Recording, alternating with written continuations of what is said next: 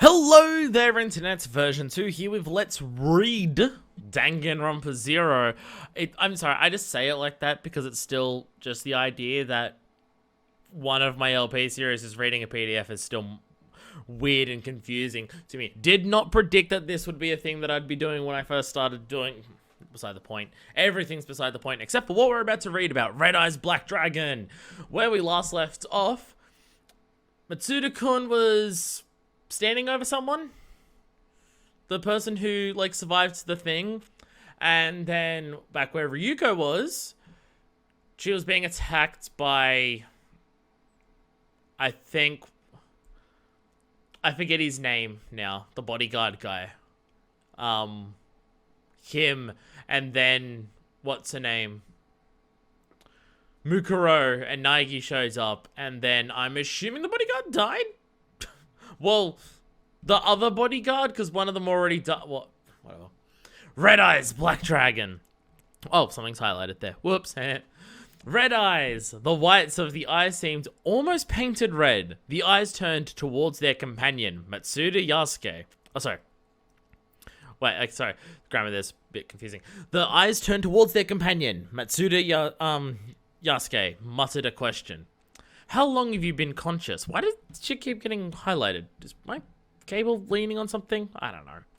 How long have you been conscious? After blinking for a strangely long time, the person on the bed, super high school level student council president, Murasame Sushin, opened his mouth slowly. His lips were parched and made a dry sound as he opened his mouth. Always. His voice was quiet and hoarse. Sorry. He sounded like a completely different person in comparison to before. So that's how it's been. Matsuda let a grin creep into his expression. He turned to his friend, showing a friendly smile. Friend, okay, so they're friendly. But don't you think it's stupid to trick me like that?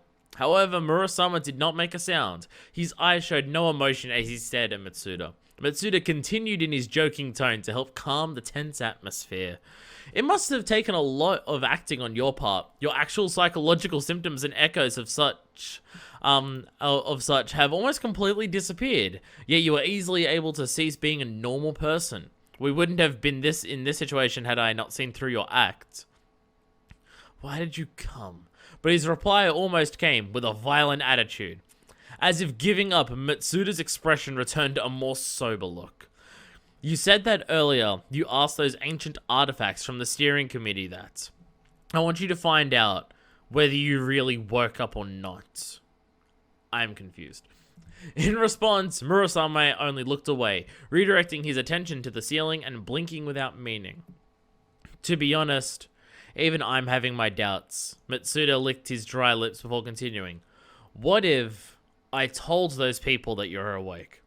Murasama remained silent to Matsuda's questioning. Like a remote control car with a flat battery, his reactions were slow and sluggish at best. Maybe it isn't just acting. Matsuda breathed out a deep sigh. He just answered his own question. Still, I'm sure the news will surprise them. After that, I already guessed what would happen. Didn't they used to say when people needed to prepare for the worst, desperate times call for desperate measures? At the moment, they're relying entirely on influential people outside the school to cover up this incident. Matsuda looked away from Murasama and slowly gazed at his surroundings. Instead of looking for some kind of reaction from Murasama, he turned to the surrounding electronic equipment as if trying to communicate with it. After all, they can't afford to make up excuses for this. Like allowing a known threat into the general public. They can't just pretend there's no danger. There are also people who say that a ruthless person cannot be a good researcher. Well, not that it matters. It depends on how much talent there is. Matsuda stayed talkative and Murasama didn't even shift an eyebrow. Murasama Sushin used to be the kind of person who would at least pretend to laugh no matter how bad the joke was. It seems like that man was no longer there. The issue isn't that he's feeling depressed. As Matsuda sighed, he brushed his hair out of his face. His long, narrow eyes looked sharply at Murasama. Oi, Murasama, this isn't a bargaining point, but I do want to tell you. I'm saying this to make you understand. The school's intentions and the steering committee's intentions are very different. To be truthful, I don't care what those guys think. I just want to know what the hell is happening at this school. So then I'm just pretending. Murasama suddenly opened his mouth. Matsuda saw him smile, or maybe he imagined it. In the next moment, any trace of it had completely disappeared. The reaction he just gave him proves that good person was still there. There might be some more to this. Matsuda took off his jacket and untucked his worn-out white shirt, returning to his more familiar appearance. It wasn't because he had become more relaxed. If anything, it was just the opposite. It felt more like he was just getting down to business. And Matsuda is the type of person where that is, like, in his natural state, as he would probably call it, is when he can feel like he can get to work, when he's not pretending to be something that he isn't, or something like that.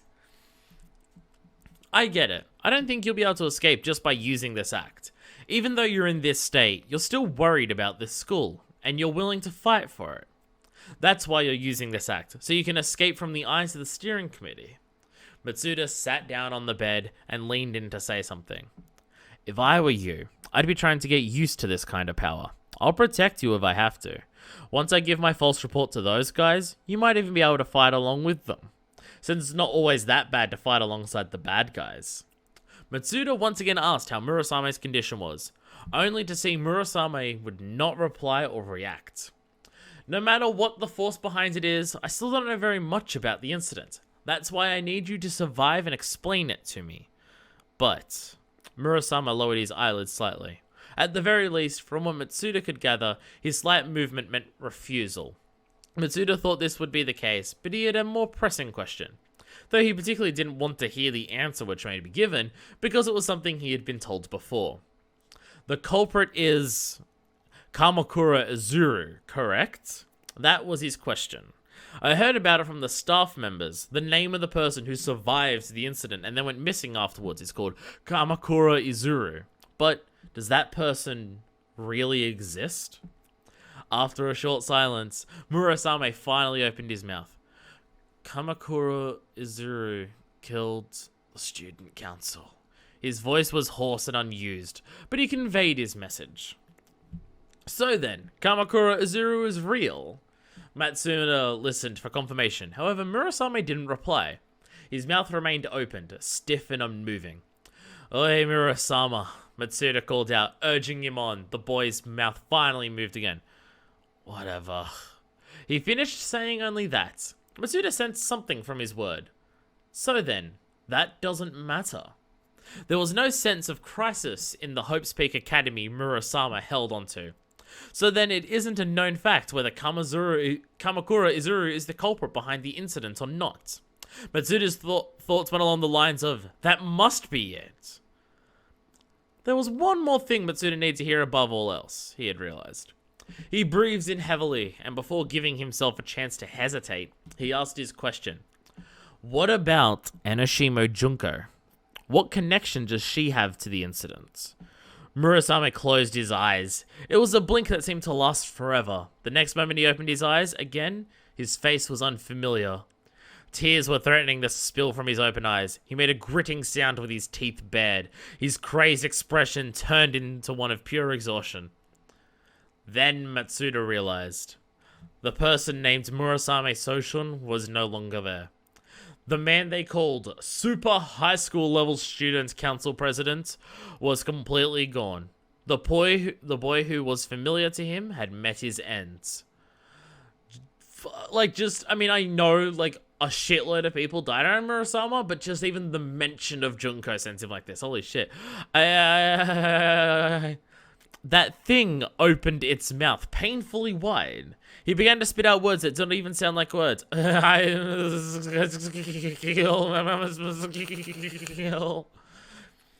must kill. Who? Who are you talking about? Matsuda placed his hands on that thing's bedside and looked down to him as he asked. Huge red sore eyes turned toward Matsuda briefly.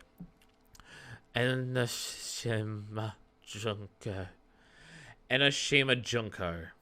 The inside of his body was beaten by something as he was overtaken by shock. It was the beating of his own heart. The harsh impact it had caused Matsuda to lose his own voice.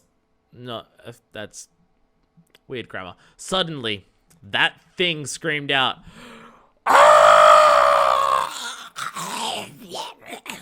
Blood rushed to his face, flushing into a dark red, making him look like a demon. Anashima Junko, Anashima Junko, Anashima Junko, Anashima Junko, Anashima Junko, Anashima Junko, Anashima Junko, Anashima Junko, Anashima Junko, Anashima Junko.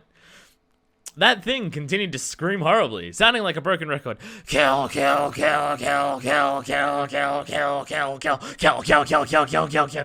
I know that's probably not what it sounds like, but I am taking some, let's call them creative liberties here so I can have fun with it. I mean, just the mention of her name is sending him fucking nuts, considering he could barely move or talk before. And it's just, what about this name?